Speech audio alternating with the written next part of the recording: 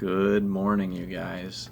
Instead of reading from Hank Hanegraaff today, I'm just going to read you a short excerpt from the book of Joshua and to briefly discuss after that something that was driven home to me just recently.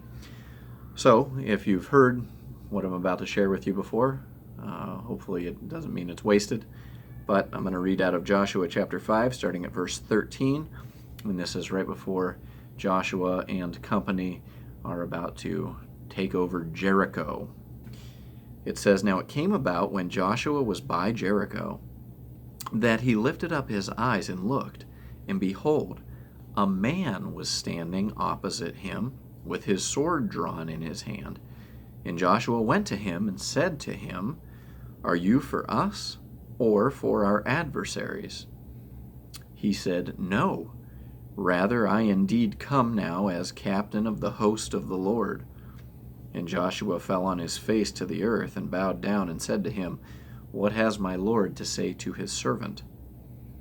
The captain of the Lord's host said to Joshua, 'Remove your sandals from your feet, for the place where you are standing is holy.'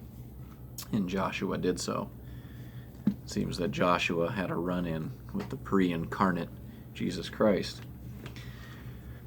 The point that I would like to just briefly make is that, and this is what you may have heard before, the conversation is interesting because Joshua was asking the wrong question when he said to the captain of the Lord's army, the Lord of hosts, he said, "Whose side are you on?" And that's the wrong question. The correct question is, who is on the Lord's side?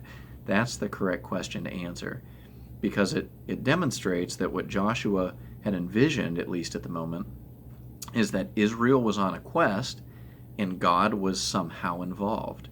And this is similar to our times now, because we tend to think of our own personal plans and progress and all that jazz as something that we do and God is somehow involved. But I would like to submit to you that that's the incorrect perspective. The correct perspective is that God is doing something and we get to participate. Just like in response to Joshua, the captain of the Lord's army, he said, "No, but here is the reason that I come." And so Joshua had to realize that it wasn't Joshua's campaign, rather it's God's campaign that Joshua was able to participate in along with the people. And similar to today, we don't do things and then God gets to be involved. That's not how things happen. Rather, God is doing something and we have the opportunity to participate. And so with that stated, then we get to take an inventory of how we spend our time and what we're doing with our time and decide how we'll go about and act from there. Anyway, I thought that was an important point that was driven home to me just recently, so I figured I'd share it.